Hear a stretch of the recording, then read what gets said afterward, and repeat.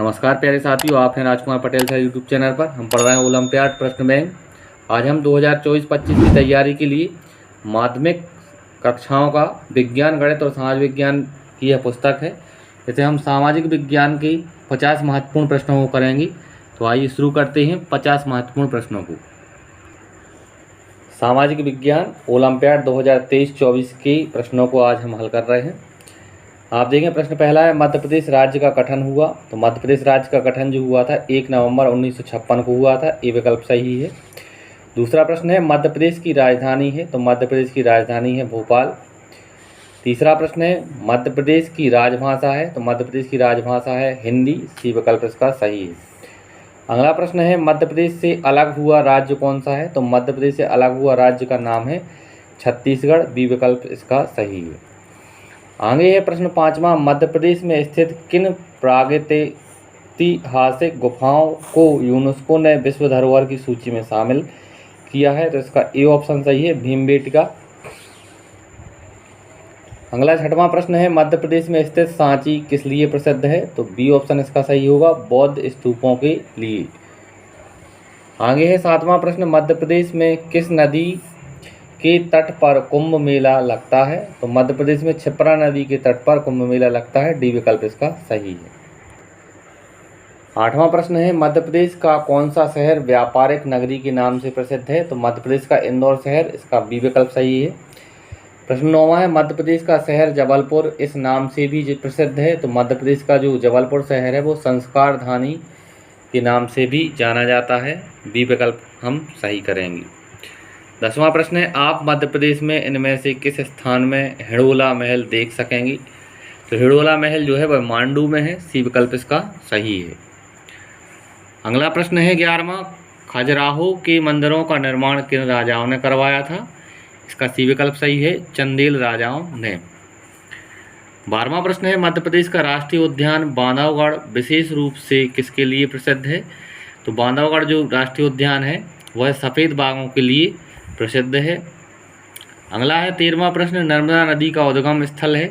नर्मदा नदी का उद्गम स्थल जो है वह अमरकंटक है। यहाँ डी विकल्प इसका सही होगा।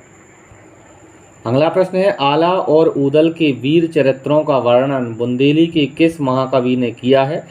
इसका बी विकल्प सही है, जगनेक। आला और ऊदल जो है इसके रचयिता जो है वह जगनेक हैं, यानी लिखने महाकवि हैं जगनेक। 15वां प्रश्न है, भूषण कवि की रचनाएं प्रमुखतः किस रस में हैं। तो भूषण कवि की जो रचनाएं हैं वह वीर रस में है। सी विकल्प इसका सही है। अगला आप प्रश्न देखें, पहले निम्न को सुमेलित कर सही विकल्प चुनिए। यहाँ हमें जोड़ी बनानी है। ये विकल्प में लिखा है कालिदास और इस साइड लिखी है रचनाएं। तो कालिदास की जो रचनाएं हैं वह है रघुवंशम, मेघदूतम, कुमार संभवम। फिर है भर्तृहरि। भर्तृहरि की रचनाएं जो हैं वह है नीति शतक और वैराग्य शतक। तो पहले का होगा चौथा, दूसरे का होगा तीसरा। फिर है भावभूति। भावभूति की रचनाएं हैं उत्तर रामचरितम और बाणभट्ट की रचना है हर्षचरितम और कादम्बरी। इस प्रकार से इसका ए विकल्प इस प्रश्न का आंसर सही होगा। आप ए विकल्प देख रहे हैं, यह इसका सही उत्तर है। पहले का चौथा, दूसरे का तीसरा, तीसरे का दूसरा और चौथे का पहला। आगे है 17वां प्रश्न, तात्या टोपे स्टेडियम कहाँ स्थित है। इसका बी विकल्प सही है, तात्या टोपे स्टेडियम जो है वो भोपाल में स्थित है। आगे है 18वां प्रश्न, निम्न को सुमेलित कर सही विकल्प चुनिए। सुमेलित करना है यानी जोड़ी मिलानी है। एक साइड है लेखक और दूसरी साइड है उनकी रचना है गजानन माधव मुक्तिबोध। गजानन माधव मुक्तिबोध की रचना है चांद का मोह टेढ़ा। चांद का मोह टेढ़ा है, यह गजानन माधव मुक्तिबोध की रचना है। तो पहले का हम चौथे से मिलाएंगे। फिर है सुभद्रा कुमारी चौहान। सुभद्रा कुमारी चौहान की जो रचना है वह खूब लड़ी मर्दानी, वह तो झांसी वाली रानी थी। बी का हम पहले से मिलाएंगे। माखनलाल चतुर्वेदी। माखनलाल चतुर्वेदी की रचना है पुष्प की अभिलाषा और शरद जोशी की रचना है जीप पर सवार इल्लियाँ। इस तरह से इसका बी विकल्प हमारा इसका सही होगा। पहले का चौथा, दूसरे का पहला, तीसरे का दूसरा और चौथे का तीसरा। दुष्यंत कुमार स्मारक एवं पांडुलिपि संग्रहालय कहाँ स्थित है। 19वें प्रश्न का आंसर है सी नंबर का, भोपाल। दुष्यंत कुमार स्मारक एवं पांडुलिपि संग्रहालय जो है वो भोपाल में स्थित है।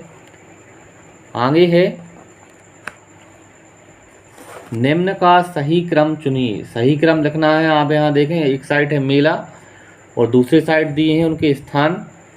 सिंहस्थ महाकुंभ का मेला, सिंहस्थ महाकुंभ का जो मेला है वह उज्जैन में होता है, क्षिप्रा नदी के तट पर, अभी हमने पढ़ा था। तो पहले का होगा दूसरा। फिर है कार्तिक मेला। कार्तिक मेला जो है वह ओंकारेश्वर बालाघाट जिले में होता है, दूसरे का होगा चौथा। फिर है सी नंबर में नवरात्रि मेला। नवरात्रि मेला जो है वह मैहर, दतिया, धार और ओरछा में होता है। और चौथा है मकर संक्रांति का मेला। तो मकर संक्रांति का जो मेला है वह नरसिंहपुर, सीधी, रतलाम और खरगोन जिले में बढ़ता है, यानी लगता है। इस प्रकार से हमारा ए विकल्प इसका सही हो जाएगा। पहले का दूसरा, दूसरे का चौथा, तीसरे का पहला और चौथे का तीसरा। आगे फिर से है, निम्न का सही क्रम चुनिए। सही क्रम हमें जोड़ियां मिलानी है। एक साइड है समारोह और दूसरे साइड है स्थान। कौन सा समारोह किस स्थान पे होता है? तो तानसेन संगीत समारोह कहाँ होता है? तो यह ग्वालियर में होता है। अखिल भारतीय कालिदास समारोह यह उज्जैन में होता है। खजुराहो नृत्य महोत्सव जो है वो खजुराहो में होते हैं। और अलाउद्दीन खां समारोह जो है वह मैहर में है। इस प्रश्न का बी विकल्प हमारा सही होगा। आगे है भारत भवन कहाँ स्थित है? तो भारत भवन जो है वह भोपाल, अब राजधानी क्षेत्र में स्थित है। सी विकल्प हम इसका सही करेंगे। अगला है, निम्न को सुमेलित कर सही विकल्प चुनिए। एक साइड है पुरस्कार और दूसरी साइड लिखी है क्षेत्र।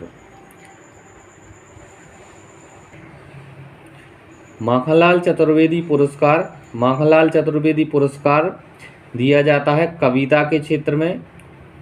आगे है रविशंकर शुक्ल पुरस्कार। रविशंकर शुक्ल पुरस्कार जो है आप देख रहे हैं बाल साहित्य के लिए दिया जाता है रविशंकर शुक्ल पुरस्कार, जो कि यहाँ लिखा है, ये है चौथे नंबर में विकल्प में बाल साहित्य पुरस्कार। दुष्यंत कुमार पुरस्कार, दुष्यंत कुमार पुरस्कार जो है वह दिया जाता है 35 वर्ष से कम आयु के लेखक या लेखिका की प्रथम कृति के लिए।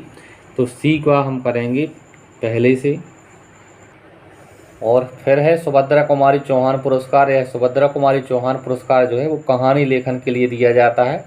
इस तरह से इस प्रश्न का उत्तर जो है वो डी विकल्प में सही है। पहले का दूसरा, दूसरे का चौथा, तीसरे का पहला और चौथे का तीसरा। अगला प्रश्न है, आर्यों के प्राचीनतम ग्रंथ हैं। तो आर्यों के प्राचीनतम ग्रंथ हैं वेद और वेदों की संख्या है 4। आगे प्रश्न में पूछा है वेदों की संख्या है। तो वेदों की संख्या अभी हमने कहा 4 है। ऋग्वेद, यजुर्वेद, सामवेद और अर्थववेद, इस प्रकार से 4 वेद होते हैं। 26वां प्रश्न है, पुराणों में मध्य प्रदेश के किस नगर का उल्लेख मिलता है? इसका आंसर होगा उज्जैन। डी विकल्प में सही है। अगला प्रश्न है, पचमढ़ी में कौन सी गुफाएं हैं? तो पचमढ़ी में पांडव गुफाएं हैं। ए विकल्प इस प्रश्न का सही आंसर होगा। 28वां प्रश्न, बुरहानपुर के किस मंदिर को अश्वत्थामा मंदिर भी कहा जाता है? तो इसका सी विकल्प सही होगा, असीरगढ़ शिव मंदिर। 29वां प्रश्न है, सम्राट अशोक ने अपने पुत्र महेंद्र और पुत्री संघमित्रा को बौद्ध धर्म के प्रचार के लिए कहाँ भेजा था? तो इसका सी विकल्प सही होगा, श्रीलंका भेजा था। सी विकल्प इसका सही है। आगे है, महाजनपद काल में कितने महाजनपद अस्तित्व में आ चुके थे? तो इसका आंसर है 16। बी विकल्प इसका सही है। आगे है 31वां प्रश्न, किस वंश के राज्यकाल को भारतीय इतिहास में स्वर्ण युग कहा जाता है? तो इसमें ए ऑप्शन सही है, गुप्त वंश के काल को भारतीय इतिहास का स्वर्ण युग कहा जाता है। ए विकल्प इसका सही है। अगला 32वां प्रश्न है, किस सम्राट को विक्रमादित्य की उपाधि मिली थी? इसका सी विकल्प सही है, चंद्रगुप्त द्वितीय को विक्रमादित्य की उपाधि मिली थी। अगला प्रश्न है, मध्य प्रदेश की किस नदी को राज्य की जीवन रेखा कहा जाता है? इसका ए विकल्प सही है, नर्मदा नदी, जिसका उद्गम है अमरकंटक, अनूपपुर जिला। अगला प्रश्न है, मध्य प्रदेश में कितने जिले हैं? तो मध्य प्रदेश में 52 जिले हैं। इसमें हम डी विकल्प को सही करेंगे। 35वां प्रश्न है, बीना ऑयल रिफाइनरी मध्य प्रदेश के किस जिले में स्थित है? तो बीना ऑयल रिफाइनरी जो है मध्य प्रदेश की सागर जिले में स्थित है। बी ऑप्शन इसका सही है। अगला प्रश्न है, 36वां मध्य प्रदेश से अलग होकर छत्तीसगढ़ राज्य की स्थापना कब हुई थी? तो इसका सी विकल्प सही होगा, 1 नवंबर सन 2000। अगला प्रश्न है, भोपाल गैस त्रासदी कब हुई? तो इसका उत्तर होगा 3 दिसंबर 1984 को भोपाल गैस त्रासदी हुई। अगला प्रश्न है, भोपाल गैस त्रासदी के दौरान कौन सी जहरीली गैस का रिसाव हुआ था? इसका बी विकल्प सही है, मिथाइल आइसोसाइनेट गैस का रिसाव हुआ था। 39वां प्रश्न है, मध्य प्रदेश का कुल क्षेत्रफल कितना है? तो मध्य प्रदेश का कुल क्षेत्रफल है 3,08,252 वर्ग किलोमीटर। ये ऑप्शन इसका सही है। मध्य प्रदेश का राज्य पशु है, तो मध्य प्रदेश का राज्य पशु है बारहसिंगा। सी विकल्प इसका सही होगा। अगला प्रश्न, मध्य प्रदेश का सबसे बड़ा शहर है, तो मध्य प्रदेश का सबसे बड़ा शहर है इंदौर। ए विकल्प को हम सही करेंगे। अगला प्रश्न, मध्य प्रदेश का राज्य वृक्ष क्या है? तो मध्य प्रदेश का राज्य वृक्ष है बरगद। बी विकल्प इसका सही है। 43वां प्रश्न, मध्य प्रदेश का राज्य पुष्प क्या है? इसका उत्तर होगा सफ़ेद लिली। सी विकल्प इसका सही है, सफ़ेद लिली। 44वां प्रश्न, धुआंधार जलप्रपात आप कहाँ देख सकेंगे? तो धुआंधार जलप्रपात है जबलपुर में भेड़ाघाट नामक स्थान पर। ए विकल्प इसका सही होगा। अगला प्रश्न है, कौन सा राज्य भारत में क्षेत्रफल के हिसाब से दूसरा सबसे बड़ा राज्य है? इसका उत्तर है मध्य प्रदेश। डी विकल्प इसका सही है। आगे है, मध्य प्रदेश का राज्य पक्षी है, तो मध्य प्रदेश का राज्य पक्षी है दूधराज। ए विकल्प इसका सही होगा। 47वां प्रश्न है, मध्य प्रदेश का राज्य फल क्या है? तो मध्य प्रदेश का राज्य फल है आम। सी विकल्प इसका सही है। अगला प्रश्न है, मध्य प्रदेश के किस स्थान को प्रसिद्ध राजा कीर्ति वीर अर्जुन की राजधानी के रूप में जाना जाता है? इसका ए विकल्प सही है, महेश्वर। 49वां प्रश्न है, मध्य प्रदेश विधानसभा के पहले अध्यक्ष कौन थे? इसका आंसर है पंडित कुंजीलाल दुबे। 50वां और इस वीडियो का अंतिम प्रश्न है, मध्य प्रदेश का उच्च न्यायालय किस शहर में स्थित है? मध्य प्रदेश का जो उच्च न्यायालय है वो है जबलपुर जिले में, जबलपुर शहर में स्थित है। इस तरह से प्यारे छात्रों, इस वीडियो के माध्यम से हमने सामाजिक विज्ञान विषय के 50 महत्वपूर्ण प्रश्नों को किया। इसी तरह के आगे के ओलंपियाड प्रश्न बैंक के प्रश्नों को हल करने के लिए आप हमारे चैनल को सब्सक्राइब करें और वीडियो को लाइक करें। धन्यवाद। जय हिंद, वंदे मातरम।